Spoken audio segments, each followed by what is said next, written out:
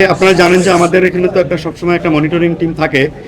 কালকে যখন এই ঘটনাটা ঘটার সাথে সাথেই কিন্তু ফায়ার ব্রিগেডের পক্ষ থেকে ওনাদের ডিজি সাহেব সহ সবাই আমাদের সঙ্গে কমিউনিকেট করছে এবং আমরা সাথে সাথে আমাদের টিম রেডি রাখছি। আগের মতো করেই আসার সাথে সাথে চিকিৎসা শুরু হয়ে গেছে। কিন্তু দুর্ভাগ্যজনক বিষয় হচ্ছে, আপনারা জানেন যে স্যার যেটা বলছিলেন যে দুইজন পেশেন্ট নিয়ারলি 100% বার্ন, আর একজন আছেন 42, একজন 5%। তো সমস্ত পেশেন্টকে আমরা একইভাবে গুরুত্ব দিই এবং প্রোটোকল অনুযায়ী করি। আপনারা জানেন যে আমরা ক্যাটাগরি করে মাইলস্টোনের সময় আমরা যেভাবে বলেছি, 3টা পেশেন্ট আসার সাথে সাথে 3টা পেশেন্ট আমাদের ক্রিটিক্যাল কন্ডিশন আছে আর একটা পেশেন্ট ইন্টারমিডিয়েট।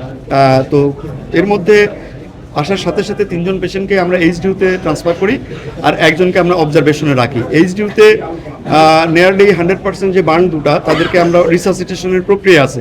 কারণ জানেন যে বার্ন চিকিৎসার প্রাথমিক পর্যায়ে হচ্ছে আগে ফ্লুইড দিয়ে রিসাসিটেট করা, তারপরে স্ট্যাবল হলে তারপরে আমরা বার্ন টিস্যু যেটা থাকে সেটাকে এক্সারসাইজ করে আমরা গ্রাফট করি।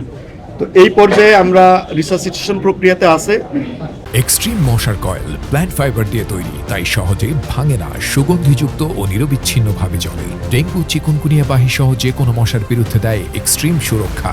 এবং প্রোটোকল অনুযায়ী পরবর্তীতে আমরা সেই অনুযায়ী যখন যে অপারেশন করার দরকার সেটা করব। এবং ডিজি মহোদয় সহ স্যার নিজেই বলেছেন ওনাদের জন্য ওষুধপত্র সহ যে সমস্ত সহযোগিতা লাগবে ওনারা করবেন এবং আমরা সিনক্রোনাইজলি এটা করব। আশা করি ওনাদের জন্য আমরা আমাদের লেভেল থেকে সর্বোচ্চ চেষ্টা সবসময় থাকবে। বাকিটা আল্লাহর ইচ্ছা।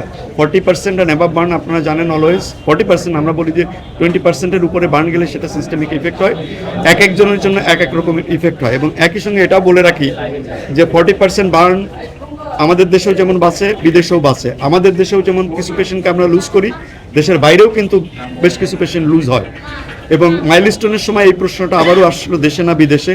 তখন কিন্তু আমরা তাদেরকে বলেছিলাম এবং ওনারাও একই বক্তব্য যে দেশে থেকে চিকিৎসা করে রোগী ভালো হতে পারে, আমাদের কাছে গেলেও ভালো হতে পারে, আবার বাইরে নিয়ে গেলেও সেটা ভালো হতে পারে, খারাপও হতে পারে। ডিসিশনটা আসলে আমাদেরকে সমন্বিতভাবে নিতে হবে। আবেগের থেকে আমরা সায়েন্সকে প্রাধান্য বেশি দিব এবং এই বিষয়ে আমাদের পক্ষ থেকে যা যা করার ইনশাল্লাহ আমরা করব।